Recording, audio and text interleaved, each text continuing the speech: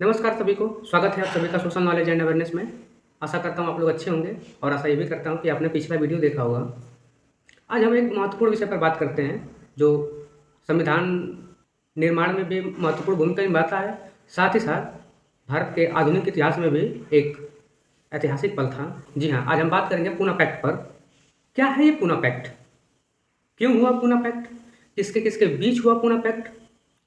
यकीन मानिए कि इससे संबंधित ऐसा कोई भी फैक्ट नहीं होगा जो आपको समझ में ना आए। तो शुरुआत करते हैं हम।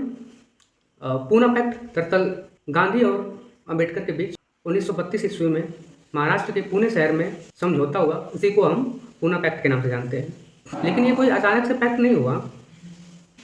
इसकी शुरुआत होती है सन 1909 से, जब 1909 ईस्वी में मार्ले मिंटो सुधार अधिनियम भारत आता है। तो मार्ले और मिंटो दो व्यक्ति हैं। मार्ले जो ब्रिटिश संसद में भारत के सचिव थे और मिंटो उस समय भारत के गवर्नर जनरल थे, जिसमें सांप्रदायिक चुनाव की बात की जाती है। तो सबसे पहले हम जानें सांप्रदायिक चुनाव होता क्या है, जिसमें जिस संप्रदाय का प्रतिनिधि होगा उसे उसी संप्रदाय के लोग ही वोट कर पाएंगे। इसको ऐसे समझिए, जैसे कोई हिंदू कम्युनिटी का है प्रत्याशी अगर खड़ा हुआ है तो उसको केवल हिंदू ही वोट देंगे। मुसलमान कोई प्रत्याशी है तो उसे सिर्फ और सिर्फ मुसलमान ही दे पाएंगे। 1919 ईस्वी में मॉन्टेग्यू चेम्सफोर्ड सुधार अधिनियम आया। उसमें भी मॉन्टेग्यू जो है वो ब्रिटिश संसद में भारत के सचिव हैं। चेम्सफोर्ड जो हैं वो उस समय भारत के गवर्नर जनरल थे। तो हुआ ये कि 1909 ईस्वी में जो मार्ले मिंटो सुधार अधिनियम है उसमें सबसे पहले सांप्रदायिक चुनाव का अधिकार मुसलमानों को दिया गया। और हम यहाँ पर कह सकते हैं कि फूट डालो राज करो की रणनीति अपनाई गई, क्योंकि यही दो कम्युनिटी ऐसी थी जो बहुत भारी मात्रा में थे भारत में। तो किसी एक को फूट डाल दिया जाए किसी में तो हम आराम से शासन करते रहेंगे। फिर 1919 में मॉन्टेग्यू चेम्सफोर्ड सुधार में ये जो मुसलमानों को सांप्रदायिक चुनाव का अधिकार दिया गया था, इसको बढ़ा करके और संप्रदाय में कर दिया गया, जैसे सिख, उसके बाद यूरोपियन लोग, आंग्ल भारतीय लोग, और साथ ही साथ जो भारतीय ईसाई थे, जो भारत में जो ईसाई में कन्वर्ट हुए थे, उनको ये अधिकार दे दिया गया। अब देखिए कि कहीं ना कहीं जब अगर अधिकार जो दिए गए थे मुसलमानों को, उसे पाकिस्तान का निर्माण होने लगा। लोग अलग अलग जगह अलग देश की बात करने लगे। तो अब कहीं ना कहीं जब और चार लोगों को, चार संप्रदाय को अधिकार दे दिया गया, तो कहीं ना कहीं ये लोग भी बात करते। तो अब आते हैं यहाँ पर 1932 ईस्वी में। उसके पहले हम लोग जानेंगे 1930, 1931, 1932। जी हाँ, ये वो वर्ष है जो उसमें गोलमेज सम्मेलन हुआ था।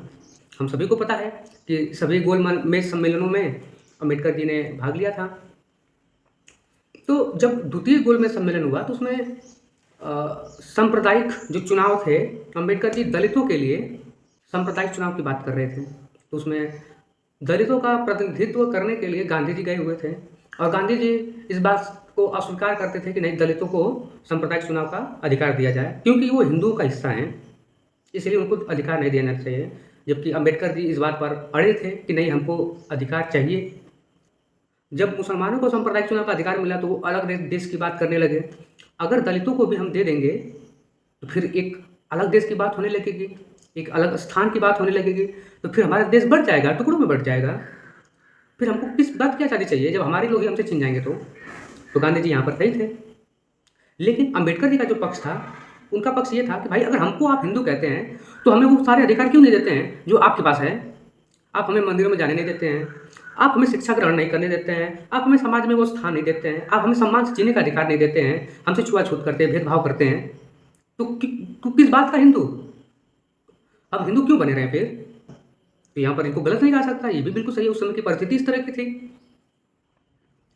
तो फिर बाद में जब द्वितीय गोलमेज सम्मेलन हुआ 1931 में, तो ये बात यहीं पर रुक गई। मतलब निर्णय नहीं निकल पाया कि सांप्रदायिक चुनाव को अधिकार दिया जाए या न दिया जाए। गोलमेज सम्मेलन खत्म होने के बाद जब गांधी जी भारत आते हैं तो उनको जेल में बंद कर दिया जाता है। जी हाँ, अरोड़ा जेल। जब 1932 ईस्वी में हुआ गोलमेज सम्मेलन लास्ट वाला, तो उसमें अम्बेडकर जी ने भाग लिया और वहाँ पर इस बात की ब्रिटिश संसद ने अनुमति दी कि नहीं, दलितों को भी सांप्रदायिक चुनाव का अधिकार दे दिया जाए। जैसे ये खबर गांधी जी को पता चलती है, गांधी जी अनशन पर बैठ जाते हैं। अब जब अनशन पर बैठ गए तो मनाने के लिए बहुत सारे लोगों ने प्रयास किया कि गांधी जी अनशन तोड़ दीजिए। वही लोग अम्बेडकर जी को मना रहे थे कि गांधी जी की जान बचा लीजिए आप। आपकी वजह से ही वो अनशन पर बैठे हैं, तो आप ही हैं जो उनको उनकी जान बचा सकते हैं। तो फिर वही 1932 ईस्वी में अम्बेडकर और गांधी जी के बीच समझौता। इस समझौते में यह था कि गांधी जी ने कहा आप सांप्रदायिक चुनाव की बात वापस लीजिए, क्योंकि इससे हमारा देश बढ़ जाएगा। दलितों के साथ जो भी छुआछूत हो रहा है, हम अब तक उसके लिए शर्मिंदा हैं और आगे से छुआछूत नहीं होगा। इसके लिए हम लोग मुहिम चलाएंगे और लोगों का हृदय परिवर्तन करेंगे।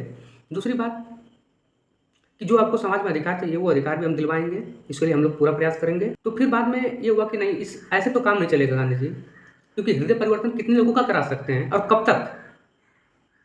तो कम से कम राजनीतिक गतिविधियों में हमें कुछ तो आरक्षण सीट दीजिए, ताकि हमारा कोई प्रतिनिधित्व करने के लिए इलेक्शन में खड़ा हो। तो गांधी जी ने भी इस बात पे हामी भर दी, ठीक है कोई बात नहीं, आपका भी एक प्रतिनिधि होगा, लेकिन ये केवल 10 वर्षों के लिए होगा।